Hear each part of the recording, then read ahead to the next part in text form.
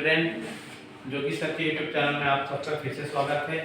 आज मैं एक टॉपिक लेकर आया हूँ जो बहुत ही इंपॉर्टेंट है। बीएससी फाइनल के टॉपिक है जो बहुत ही इंपॉर्टेंट टॉपिक है एनुअल एग्जाम के लिए, आपके नीट के एग्जाम के लिए और जो भी आप कंपटीशन एग्जाम करते हैं उसके लिए बहुत अच्छा इंपॉर्टेंट टॉपिक है।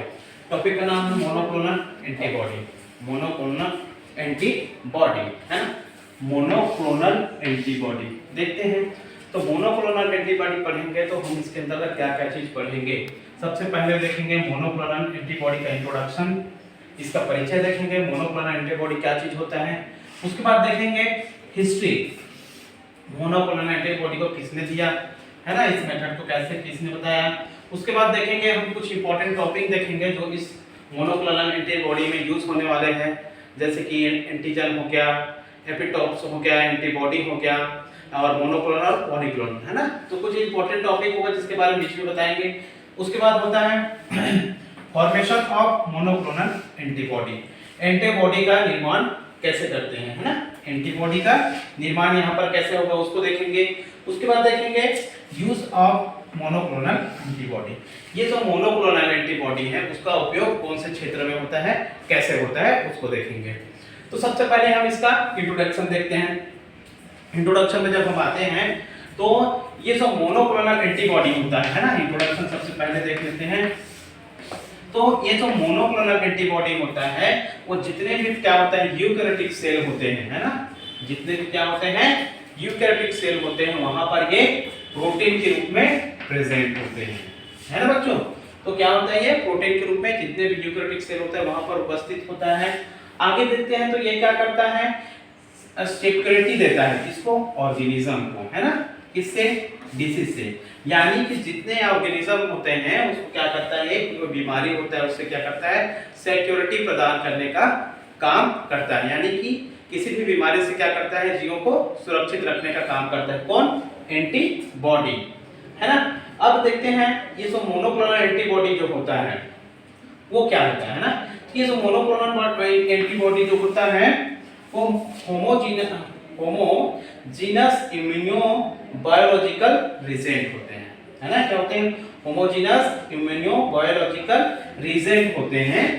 और ये क्या होते हैं, specific of all types of antigen, मतलब क्या होते हैं, स्पेसिफिक होते हैं जितने भी एंटीजन होते हैं उसके लिए। मतलब स्पेसिफिक टाइप के एंटीजन के लिए क्या होता है, स्पेसिफिक टाइप के क्या होते हैं, एंटीबॉडी होता है और वही एंटीबॉडी वहां जाकर जुड़ता है ना। तो अब ये तो हो गया इसका इंट्रोडक्शन के बारे में। इंट्रोडक्शन के आगे आते हैं तो थोड़ा सा एक टॉपिक और आता है यहाँ पर, इसको देख लेते हैं।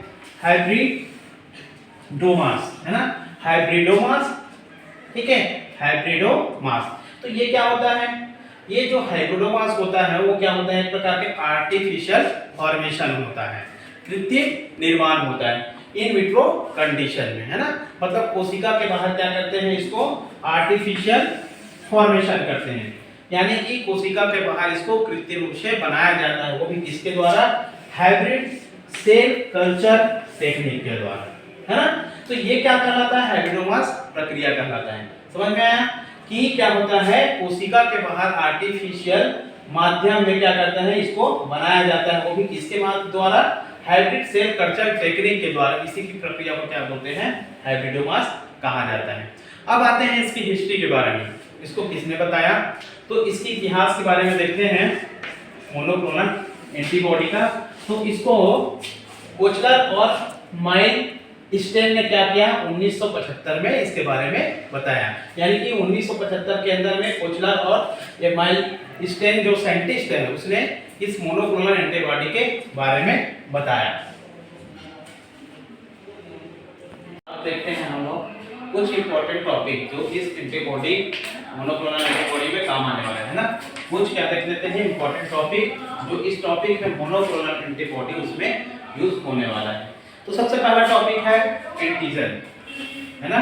तो ये एंटीजन क्या होता है, तो एंटीजन वो सब्सटेंस जो क्या होता है लिविंग ऑर्गेनिज्म के लिए क्या होते हैं, हार्मफुल होते हैं, टॉक्सिक होते हैं है ना।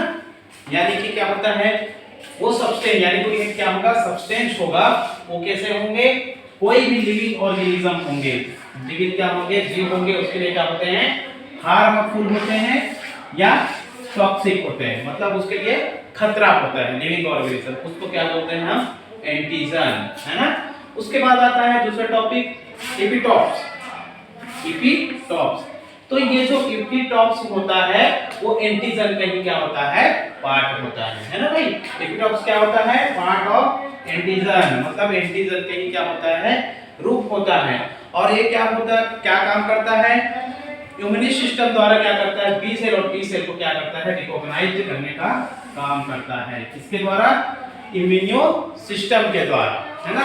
इम्यून सिस्टम के द्वारा जो बी सेल होते हैं, टी सेल होते हैं, उसको क्या करता है? ये रिकॉग्नाइज करने का काम करते हैं। अब हम यहाँ पर देख लेते हैं कुछ डिफरेंट टाइप्स के एपिटॉप्स देख लेते हैं, है ना। ये जो एपिटॉप्स पढ़ रहे हैं ना, तो यहाँ डायग्राम में आपको डिफरेंट टाइप के एपिटॉप्स दिख रहा होगा। जैसे कि मैं डायग्राम बनाया हूँ कि बीच वाला जो पोर्शन है क्या है? एंटीजन है ना। क्या है ये?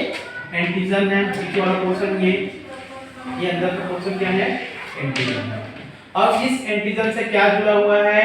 एपिटॉप्स। ये डिफरेंट टाइप के एपिटॉप्स है। जैसे कि ये एपिटॉप्स दिख रहा है, ये एपिटॉप्स है ना, पिंक कलर का, येलो कलर का, ब्लू कलर का, ये क्या है? एपिटॉप्स इससे लगा हुआ है। और इसी एपिटॉप्स से क्या होता है? एंटीबॉडी आके क्या करता है? ज्वाइन करता है। तो ये क्या होता है? डिफरेंट टाइप के एपिटॉप्स है जो यहाँ पर दिया गया है ना। तो यहाँ पर क्या होता है? कोई स्पेशल टाइप की एपिटॉप्स के लिए क्या होते हैं? स्पेशल टाइप की क्या चाहिए होता है? एंटीबॉडी की जरूरत होता है ना। तो कोई भी एंटीबॉडी किसी भी एपिटॉप से आकर जुड़ नहीं सकता है ना। तो इसलिए क्या होता है यहाँ पर, है ना, स्पेशल टाइप के कोई एपिटॉप्स है, उसको क्या होता है? स्पेशल टाइप के क्या चाहिए होता है? एंटीबॉडी का जरूरत होता है। जैसे कि यहाँ पर दिख रहा है ये एक एपिटॉप्स है ना, ठीक है। तो इस एपिटॉप्स के लिए क्या होता है? स्पेशल टाइप के क्या चाहिए होता है? एंटीबॉडी का जरूरत पड़ता है।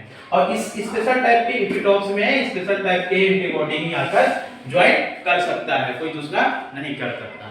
और यहाँ पर क्या होता है? डिफरेंट टाइप के एपिटॉप्स हो सकते हैं, है ना। समझ में आया?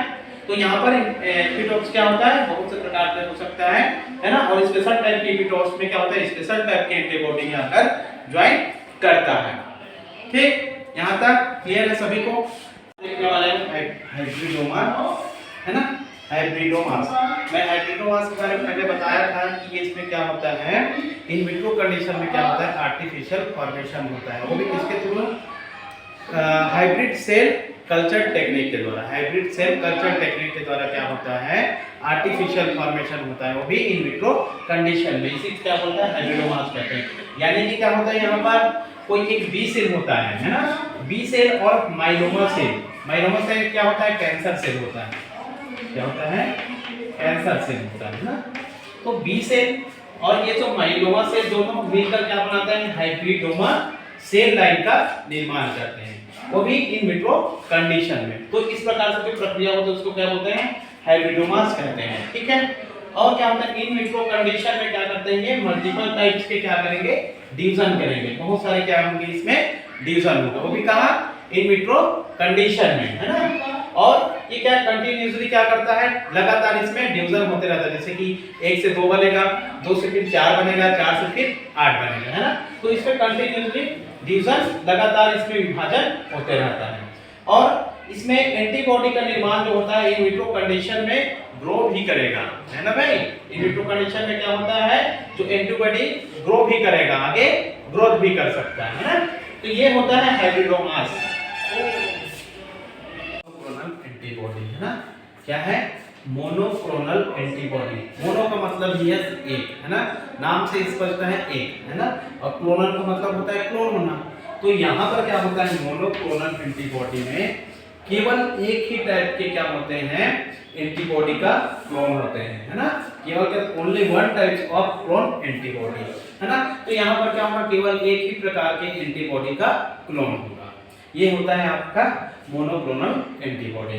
अब आखिरी टॉपिक है ना, जो इसमें यूज होता है। यूज तो नहीं होता है क्योंकि हम मोनोक्लोनल एंटीबॉडी पढ़ रहे हैं, लेकिन दोनों का मतलब समझ में आना चाहिए कि मोनोक्लोनल एंटीबॉडी क्या है और पॉलीक्लोनल एंटीबॉडी क्या है ना। तो देखते हैं ये पॉलीक्लोनल एंटीबॉडी जो होता है, पॉलीक्लोनल एंटीबॉडी जो है, पॉली का मतलब होता है एक से ज्यादा, ये भी नाम से ज्यादा है। नाम से पता चल रहा है, यानी कि यहाँ पर क्या होगा, एक से ज्यादा एंटीबॉडी का क्या होगा, क्लोन होगा, है ना। तो different types of clone and a copy of antibody, है ना। तो इसमें एक से ज्यादा, है ना, डिफरेंट टाइप्स के क्या होंगे, एंटीबॉडी का क्या हो जाएगा, कॉपी हो जाएगा या तो फिर क्लोन हो जाएगा। समझ में आ रहा है ना। तो एंटीबॉडी मोनोक्लोनल एंटीबॉडी में क्या है, एक ही प्रकार के एंटीबॉडी का क्लोन होगा, और पॉलीक्लोनल एंटीबॉडी में क्या होगा, डिफरेंट टाइप्स के जो एंटीबॉडी है उसका क्लोन होगा। देखने वाले हैं एंटीबॉडी का फॉर्मेशन कैसे होता है, हम ना क्या पढ़ रहे हैं, मोनोक्लोनल एंटीबॉडी, है ना। तो यहाँ पर मोनोक्लोनल एंटीबॉडी का फॉर्मेशन कैसे होता है उसको देखेंगे। ये सेकंड लास्ट टॉपिक है, फॉर्मेशन ऑफ मोनोक्लोनल एंटीबॉडी, मतलब मोनोक्लोनल एंटीबॉडी का निर्माण कैसे होता है, ठीक है। प्रैक्टिकल करके देख लेते हैं कैसे करते हैं। तो आप सबको पता होगा, है ना, प्रैक्टिकल के लिए सबसे प्यारा प्राणी किसको मानते हैं, चूहे को, है कि नहीं भाई।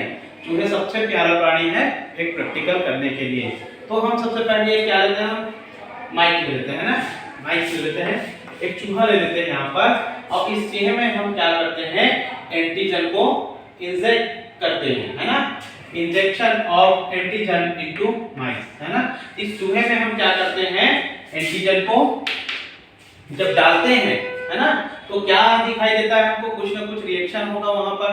तो क्या होता है, आइसोलेशन ऑफ स्प्लीन, इसके जो स्प्लीन में क्या होते हैं, जो क्या होंगे, बी सेल्स होंगे, है ना, उसमें क्या कर देंगे, हम निकाल लेंगे। तो जैसे कि हम शुरू देखते हैं क्या होता है, एंटीजन यहाँ चूहे में डाल दिए, तो इसके जो चूहे के जो स्प्लीन सेल होते हैं वहां पर क्या दिखाई देंगे हमको, बी सेल दिखाई देंगे, है ना। तो अगला क्या करेंगे, जो स्प्लीन सेल होते हैं वहां से हम क्या करते हैं, जो बी सेल होते हैं, बी लिम्फोसाइट होते हैं, इसको हम बाहर निकाल लेते हैं। ये तो हो गया यहाँ तक, है ना। अब दूसरा चीज में आते हैं, ये तो पहला टॉपिक हो गया, दूसरा टॉपिक पे आते हैं। तो देखते हैं यहाँ पर क्या है, कल्चर म्यूटेंट माइलोमा सेल।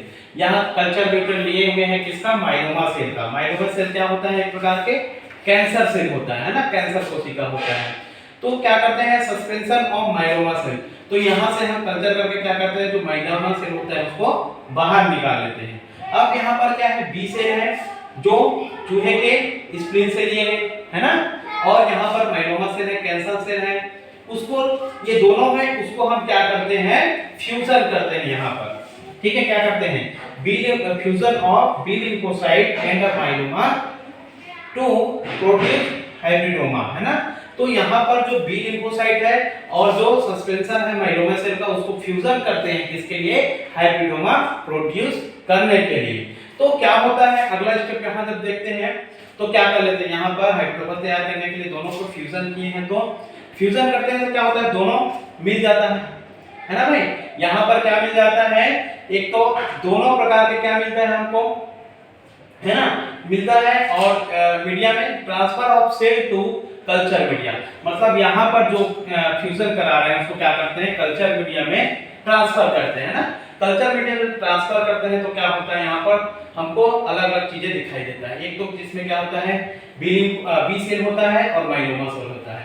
एक तो क्या होता है, प्योर आपका माइलोमा सेल होता है, दूसरे में भी क्या होता है, ए बी सेल हो गया माइलोमा सेल, तीसरे में भी क्या होता है आपका ये जो माइलोमा सेल प्रेजेंट है, चौथे में भी यही है ना। और इसमें क्या होता है, single A B cell present है। इस प्रकार से हमको मिलता है। अब इसको कल्चर मीडिया में ले जाते हैं, तो हम कल्चर मीडिया में जाने के लिए क्या करते हैं, HAT मीडिया का यूज करते हैं, है ना भाई। तो वहां पर क्या होता है, जब HAT मीडिया का यूज करते हैं, है ना, तो क्या हो जाता है, वहां पर hybridoma cell grow, other cell die हो जाता है। तो यहाँ अगला स्टेप में क्या हो जाता है, केवल हाइब्रिडोमा को क्या करता है, ग्रो करता है, और बाकी जो अदर सेल जो होता है वो क्या होता है, डाई हो जाता है। यानी कि ये हाइब्रिडोमा सेल है जिसमें दोनों है, बी सेल और माइलोमा सेल, यही केवल ग्रो करता है ना। और ये केवल क्या है, आपका माइलोमा सेल है, और ये जो है बी सेल है, ये क्या हो जाता है, डाई हो जाता है। तो केवल क्या बचता है यहाँ पर, हाइब्रिडोमा सेल यहाँ पर ग्रो करता है। अब यहीं पर क्या होता है, यही जो स्टेज है वो क्लोनिंग स्टेज है ना। यहाँ पर क्या होता है, क्लोनिंग होता है, यानी कि यहाँ पर जो यहाँ पर हाइब्रिडोमा सेल है उसका क्लोन होता है, कॉपी तैयार होता है। है ना। तो ये क्या बन जाता है, इस प्रकार से हाइब्रिडोमा सेल लाइन बन जाता है। ये हाइब्रिडोमा सेल लाइन बन गया है। तो यहाँ पर क्या होता है, ये देख रहे हैं हाइब्रिडोमा सेल दिख रहे हैं, है ना। ये क्या कर रहा है, क्लोन कर रहा है, जैसे कि अभी बताया क्लोनिंग, एक क्लोनिंग स्टेज है। जैसे कि यहाँ पर एक हाइब्रिडोमा सेल है ना, एक हाइब्रिडोमा सेल क्यों हुआ, क्योंकि यहाँ पर केवल हाइब्रिडोमा सेल ही ग्रो किया है, बाकी सेल क्या हो गया, यहाँ का डाई हो गया। जो क्या था, बी सेल था, बी लिम्फोसाइट था और माइलोमा सेल वो डाई हो गया, केवल हाइब्रिडोमा सेल ग्रो किया है। तो यहाँ पर क्लोनिंग होता है, तो एक हाइब्रिडोमा सेल से क्या हो जाता है, दो हाइब्रिडोमा सेल बन जाता है। इसी प्रकार से क्या हो जाता है, दो हाइब्रिडोमा सेल जब क्लोनिंग करेगा तो चार हाइब्रिडोमा सेल बन जाता है। ठीक है, इस प्रकार चार हाइब्रिडोमा सेल बन जाएगा, ये ऐसा होता है। अब यहाँ पर क्या होता है, फाइनल स्टेज में क्या हो जाएगा, ये जो बी सेल होता है ना, बी सेल क्या करने लग जाता है, वर्किंग करने स्टार्ट कर देता है ना। ये क्या करता है, बी सेल वर्किंग करना स्टार्ट कर देता है और क्या करता है, एंटीबॉडी का प्रोड्यूस करता है। यहाँ पर क्या आ जाएगा, फिर सभी में एंटीबॉडी आ जाएगा, एंटीबॉडी, है ना। क्यों आ जाएगा, क्योंकि ये फाइनल स्टेज में अपना काम करने लग जाता है, क्लोनिंग स्टेज करने लग जाता है। और हम पढ़ भी क्या रहे हैं, मोनोक्लोनल एंटीबॉडी। मोनो यानी केवल एक क्लोन, है ना, एक ही बार क्या होगा, इसका क्लोन होगा। जैसे कि एक से क्या हो रहा है, ये बढ़ रहा है ना, तो इसका कितनी बार क्लोन हो रहा है, एक ही बार क्लोन हो रहा है। तो फाइनली क्या होता है, बी सेल वर्किंग करने लग जाता है और यहाँ पर एंटीबॉडी का प्रोड्यूस करने लग जाता है। यूज यानी कि इसका उपयोग हम कहां-कहां पर करते हैं, है ना। तो सबसे पहले मोनोक्लोनल एंटीबॉडी का जो ए बी ग्रुप जो उसका पता हमें, उसके अंदर कैंसर है, एलर्जी, रोग के जो निदान, उसके लिए मोनोक्लोनल एंटीबॉडी का यूज किया जाता है। साथ साथ होता है जैसे उसमें क्या करता है, ओके कार में जैसे ट्यूमर है, ट्यूमर जो होता है वगैरह, ठीक है, उसके ऊपर जाता है मोनोक्लोनल एंटीबॉडी का यूज किया जाता है। उसमें इसका उपयोग है, सबसे बड़ा उपयोग जो होता है ऑर्गन का जो प्रत्यारोपण होता है ना, अंग का जो प्रत्यारोपण होता है, जैसे कि किडनी हो गया, किडनी किसी व्यक्ति का फेल हो गया तो नया किडनी लगाना है किसी को बॉडी में, उसके लिए भी क्या करते हैं, मोनोक्लोनल एंटीबॉडी का यूज किया जाता है। तो आई होप स्टूडेंट मेरा वीडियो आप सबको समझ में आया होगा। आप सब वीडियो को पूरा वॉच करेंगे और जो इस चैनल में नए हैं वो प्लीज चैनल को सब्सक्राइब करेंगे, शेयर करेंगे। Thank you very much.